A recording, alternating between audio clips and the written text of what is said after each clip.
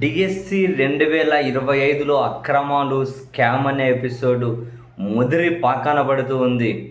ఇందులో రోజుకొక విషయం బయటపడి నిరుద్యోగ అభ్యర్థులతో అప్పుడు ఆటలాడుకున్నారు అన్న వివరాలు హైలైట్ అవుతూ ఉన్నాయి. ఈ క్రమంలో తాజాగా మాజీ ముఖ్యమంత్రి వైఎస్ జగన్మోహన్ రెడ్డి గారు కూడా అసలు ఇది డిఎస్సినా, ఇంత దారుణమైన స్కామ్ చేశారు, దీనికి బాధ్యతగా నారా లోకేష్ గారిని మంత్రి పదవి నుంచి తప్పించాలి అని, సిబిఐ విచారణ కావాలి అని చెప్పి జగన్మోహన్ రెడ్డి గారు డిమాండ్ చేశారు. చంద్రబాబు, మీరు నిర్వహించింది మెగా డిఎస్సీనా లేక ఉద్యోగార్థులను మోసం చేసిన దగా డిఎస్సీనా? పారదర్శకత ఎక్కడ ఉంది? పేపర్లు leak, data delete, merit list మాయం. దీనిపై మీ సమాధానం ఏంటి? మా హయాంలో ఇచ్చిన డిఎస్సిని రద్దు చేసి, ఉద్దేశపూర్వకంగా ఆలస్యం చేసి, కొత్తగా మళ్ళీ నోటిఫికేషన్ ఇచ్చి దాన్ని పబ్లిసిటీకి వాడుకొని తీరా పరీక్షల్లో మీరు చేసిన నిర్వాకాలు, స్కాములతో ఉద్యోగార్థులకు ద్రోహం చేయలేదా? మీ సుపుత్రుడి శాఖలో లీకులతో సాగిన డార్క్ ఆపరేషన్ను ఎందుకు దాచిపెడుతూ ఉన్నారు?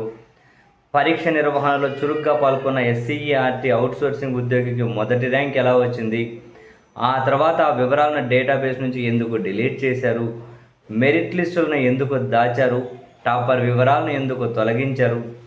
సెలెక్ట్ అయిన వారికి మాత్రమే నేరుగా మెసేజ్లు ఎందుకు పంపారు? కలెక్టర్ కార్యాలయాల్లో ఎంపికైన వారి జాబితాలు ఎందుకు పెట్టలేదు? 15 లక్షలకు స్పోర్ట్స్ కోటా పోస్టులు బేరసారాలా? మీ పార్టీకి చెందిన నాయకుడే ఈ డీల్స్ కుదిర్చిన మాట వాస్తవం కాదా? ఎప్పుడు క్రీడా మైదానంలో అడుగు పెట్టని వాళ్ళకు కూడా ఫేక్ సర్టిఫికేట్లు ఇచ్చిన మాట వాస్తవం కాదా? ఇంటికే పిలిచి డీల్స్ చేస్తారా? రిక్రూట్మెంటా లేక ఇది వేలం పాటనా? ప్రతిభ ఉన్న ఉద్యోగార్థుల మాట ఏమిటి? టెట్ కన్వీనర్గా ఉన్న అధికారే డిఎస్సి పరీక్షకు కన్వీనర్ అయినప్పటికీ ఉన్న పలంగా టెట్ కన్వీనర్ను తొలగించి విద్యాశాఖలోని జాయింట్ డైరెక్టర్ను డిఎస్సి కన్వీనర్గా ఎందుకు పెట్టారు? దీని వెనక మతలబు ఏంటి? Mega DSC, mega leak, mega అవినీతి.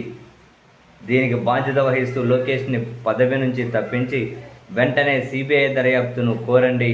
మీలో ఏమాత్రం చిత్తశుద్ధి ఉన్నా ప్రతిభ చూపిన విద్యార్థులకు న్యాయం చేయండి అని చెప్పి జగన్మోహన్ రెడ్డి గారు అయితే ట్వీట్ చేశారు. వెరసి 2025 డిఎస్సి చాలా బ్రహ్మాండంగా, అంటే ఒక పెద్ద స్కామ్ అంటూ, ఇది కనుక ముదిరి పాకాన పడితే ఇప్పుడు అధికారం ఉంది కదా అని చెప్పి రాష్ట్రంలో అంతో ఎంతో తప్పించుకోగలిగిన, రాబోయే రోజుల్లో అయినా చాలా పెద్ద బుద్ధి పండగ కొందరికైతే తగులుకోబోతుంది అని చాలా స్పష్టంగా అర్థమవుతూ ఉంది.